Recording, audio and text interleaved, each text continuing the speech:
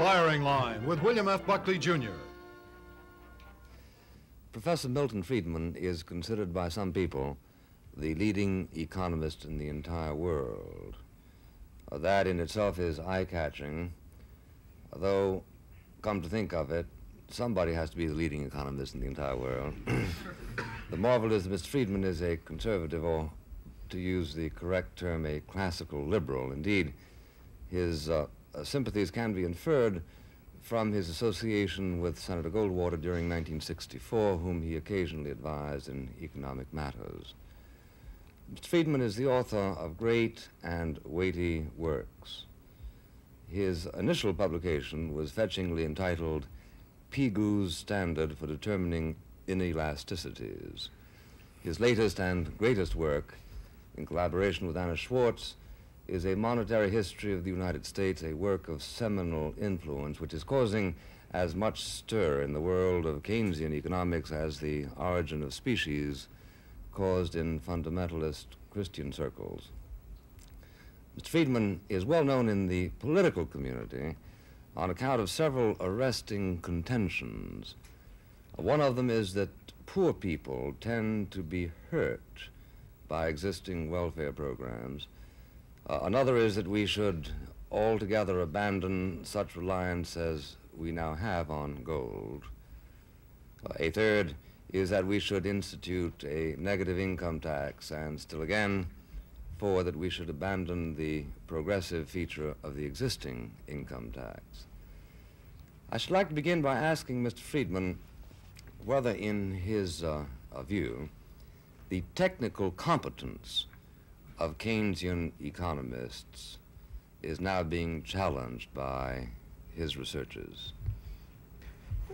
I'm not sure how to answer that question.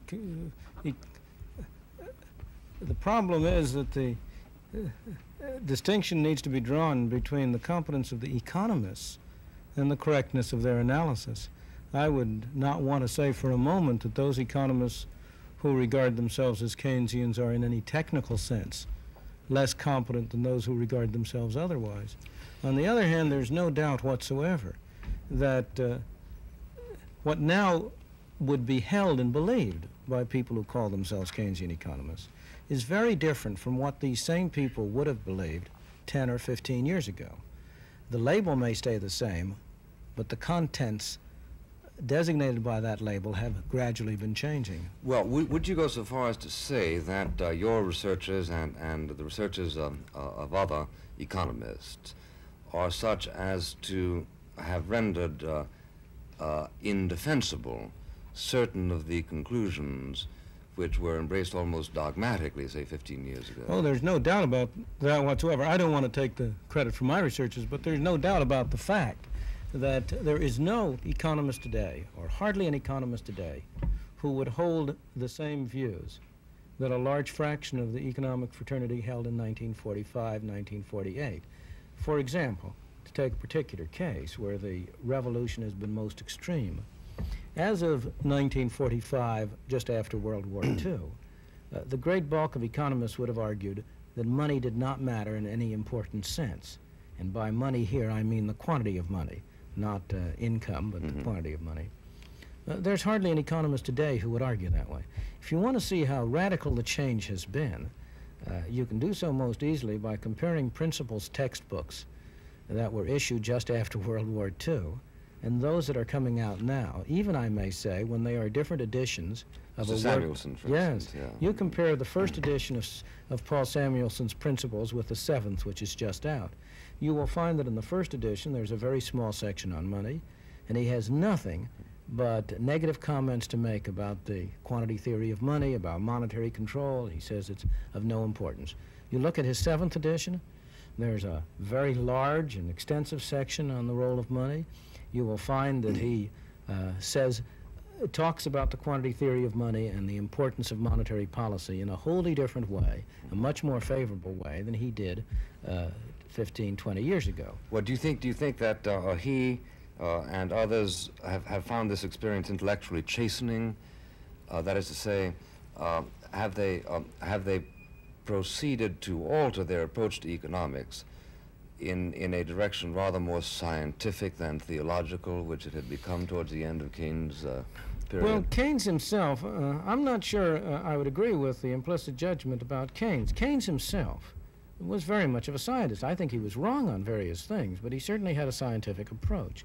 And indeed, I've always regarded it as a great tragedy that Keynes died when he did, because one of his great capacities was flexibility. Yes. He could shift as times changed. Had Keynes been alive, what is called Keynesian economics would never have been carried to the extremes. That is, had he lived beyond 1946, Keynesian economics would never have been carried to the extremes that it was carried.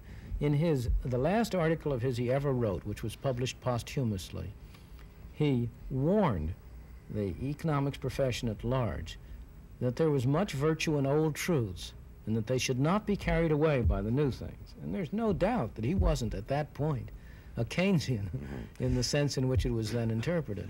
In fact, he went so far as to make complimentary observations about Mr. Hayek's book, didn't he? Oh, yes, indeed. Yeah.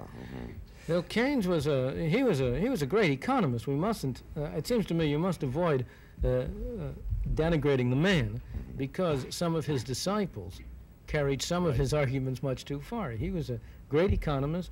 He wrote very important works before his general theory, which is the work that got him his notoriety. And I think that had he lived longer, he would have led a retreat from the extreme position he took there. So the generation of people who studied economics between, let's say, 1940 and 1952, 3, 4, 5, were more or less took it as received doctrine that the way to prevent excesses in economic cycles was through the manipulation of fiscal policy. Yeah. And you say that increasingly they have now become convinced that it is not fiscal but monetary policy that is crucial. Would you just define very briefly the difference between the two? Yes. Fiscal policy has to do with the relationship between government spending on the one hand and government tax receipts on the other. The idea behind fiscal policy is that if the economy is depressed, the way to stimulate it is by increasing government spending relative to government tax receipts, either raising spending or reducing taxes. Monetary policy has to do with what happens to the quantity of money.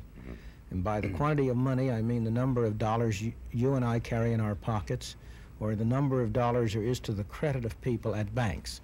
Currency and deposits is what people ordinarily refer to by the quantity of money. And you're in favor of increasing the amount of money generally available by a fixed rate? Yes, well, that's true. That's right. Now, I think that there is a problem of fiscal versus monetary policy, but I think there is another issue which is just as important, which is with respect either to fiscal or monetary policy. Do you try to follow a steady course, or do you try in the phrase which is certainly appropriate for this performance, do you try to engage in fine-tuning? Yeah. The idea of the new economics, so-called, it's really an old idea. It really was believed in the 20s, but it's been renewed, is that whether you use fiscal or monetary policy, you should try to use it in a very delicate and sensitive way, now expanding, now contracting, in order to offset other forces that are disturbing the economy. Here, I believe, there are two different points. We'll continue our discussion on firing line in just a moment. About the possibility of doing this through fiscal policy for both political and economic reasons, on the one hand. And therefore, they have turned increasingly to monetary policy. But then there is a further issue. I personally believe that we do not know enough to fine-tune with either fiscal or monetary policy, and that the best thing we can do is to try to keep either fiscal policy or monetary policy from disturbing the economy. You know, this is a funny thing. It's much broader in scope, Bill. The natural tendency for people, if anything is wrong, is to say, let's pass a law and have the government do it, without asking themselves whether the thing that is wrong may not have been produced by the government. We've observed this in various areas. The great problem of the nation today is the urban problem. But many of the things that are wrong in the urban area were produced by government. And what you need is not for government to step in and cure somebody else's misdeeds, but for government to stop making matters worse. And I think the same thing is true in the area of monetary and fiscal policy, that although the purpose of the government has been to offset other forces, the government itself has been the major source of instability. Well, would you carry that so far as to saying that the welfare programs of the government have in fact militated against the diminution of poverty? Oh, there's no question about that. The major source of poverty have been the welfare programs of the government. How do you explain that? It sounds rather paradoxical, doesn't it? Yes, it does, but you know, there's a general economic principle that if there's a demand for something, a supply will grow up to meet the demand. And if you provide subsidies for people to be poor, there will be more people who will be relatively poor. But let's get down to specific details. Why is it that there are 25% of Negro teenage boys, male teenagers, young men between the ages of 16 and 19, are unemployed and walking the streets? Because of a government program supposed to be for welfare purposes, namely minimum wage rates.